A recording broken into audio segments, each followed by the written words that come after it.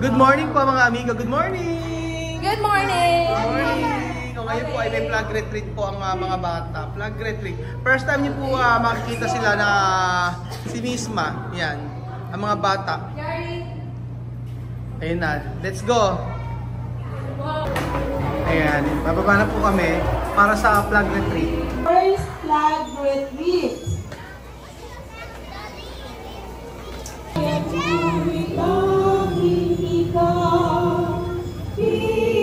Pilipinas kong mahal, ito'y bagantanan na lagi ng paglingkuran. Ang layo ay naman Pilipinas kong mahal.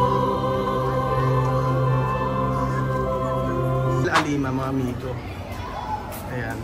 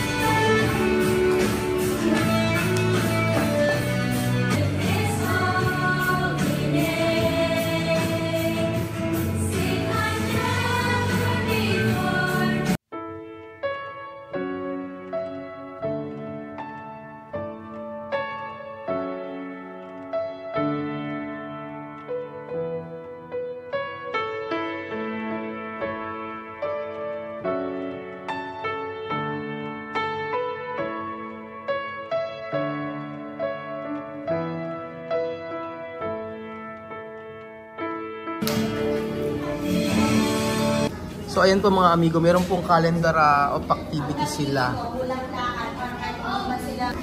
So ayan po mga amigo, meron silang mga gagawin. Kagaya po nito sa buwan ng August. Meron tayong pangkita, meron silang ano yan, National Heroes Day, buwan ng wika. Ayan mga, sa buwan ng wika po mga amigo, abangan natin yan sa 28 ng August. So 19-23, election of proclamation of winners, meeting, diba, sa student government activities. Kumpleto na sa loob ng isang taon, no? September, ang abangan natin sa kanila ay may mga gagawin monthly convocation, conduction of first quarter of examination. May examination na, oh. Tapos October, World Teachers Day celebration. Oh, dami. By November, and mga holiday, Bonifacio Day, reading month, oh. Tapos start na ng third quarter. So by December, syempre merong Christmas party. Tapos PTA meeting na Christmas party, o kasama tayo dito sa PTA meeting. Ayan.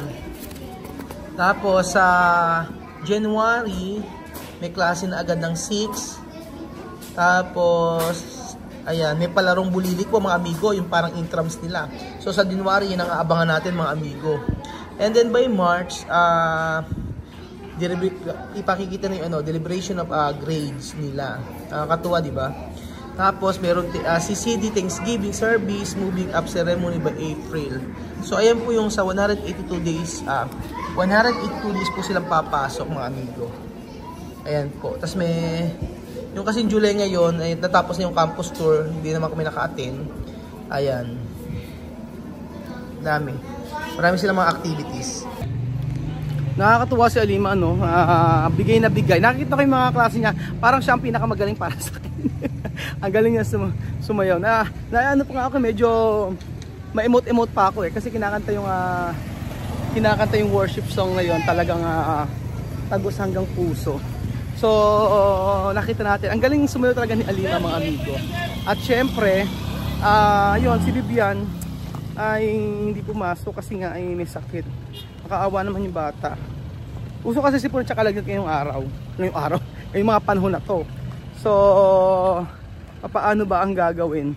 Merong activity sila pero kakain muna tayo, no? Ayun. Tapos, ang sabing gano'n ni Ma'am Leila ay next week daw ay mag-start. Diretso pa rin yung klase nila. At dito kasi kapag mayroong mga sipon tsaka ubo, mas mainam na wag nang papasukin. Kasi pag pinapasok pa baka makahawa pa. So si Chuchen din galing sa lagnat at saka sa ubo. Yung mga bata kapag sa panahon siguro kaya ganun. And then ang sabing gano'n ni Ma'am Aisa ay marami tayong aabangan, lalo sa buwan ng wika mga amigo. So maglalaban-laban po ang ito abangan niyo mga amigo. Maglalaban-laban ng grade 1, grade 2, grade 3 sa sayaw or kanta. Basta about sa linggo ng wika. So meron silang magkakaano yon. Meron bibili sila ng magko-contribute ng para po sa damit sa linggo ng wika, tapos sila ay may sasayawin. Meron napili si Teacher Aisa na gagawin. Ewan ko kala Teacher Leila tsaka ibang mga teacher doon. Basta grade 1 hanggang grade 3 maglalaban-laban yun. At gaganapin iyon sa auditorium. So yun po yung abangan natin ngayon. Ngayong buwan sa August 28 po. So mga mapapalabas yung mga 30 na yun, mga 29-30. Para po makita nyo po kung papaano sila sumayaw. So mula grade 1 hanggang grade 3, ulitin ko. Tapos marami tayong aabangan sa mga bata. Syempre yung araw-araw na kanilang ginagawa. So meron tayong mga hindi nga po pasok ako sa mga room, pwede naman basta kila Alima lang nakatutok yung camera o sa mga bata lang. Tapos ang maganda doon kahit mga 10 minutes o 5 minutes hindi naman masyadong nakakabala tayo at gusto naman ng mga bata na sanay naman sila sa camera. So ayun po mga amigo.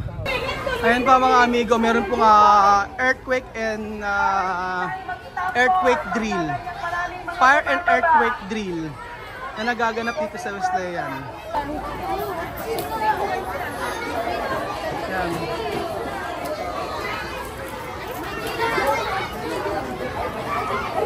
Si Nisma. Nisma! Tapos na? Tapos na? Tapos na. Ganyan, meron na naman naiisip na kautuan si Amir. Tingnan nyo. Pwede ako kita? Come on. Pinakikita sa teacher. Let me watch. Wait, again. Sayang po mga amigo, di natin nakita yung yung fire and earthquake drill. Alam nyo kung bakit? Kasi sabi ng teacher kasi alas 9. Dumating kami alas 9. Nung pala alas 9 tapos na. Alam bakit? Dahil late kasi kumain. Habang naglalakad kami, kumain kami, sabi ko, parang masarap ang pagkain dito Kumain muna kami dito na videohan, sayang.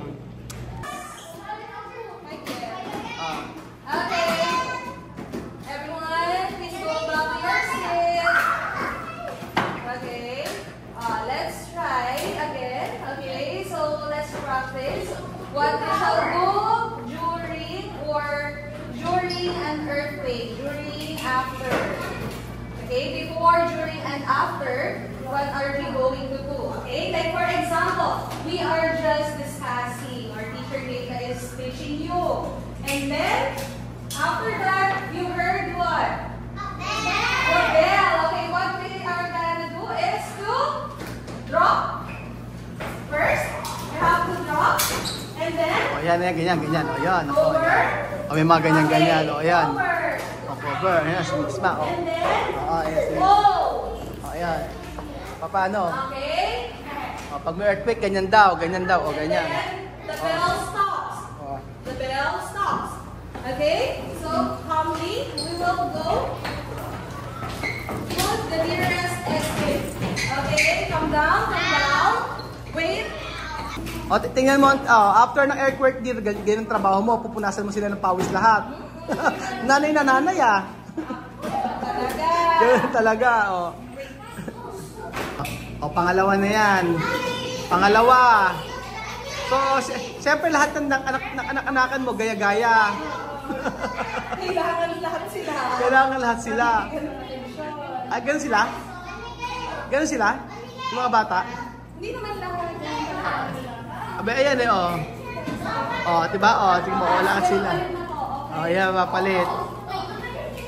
Pag umihi yung isa, iihi lahat. Ganun ba yan? Pero hindi na yung one by one lang sila.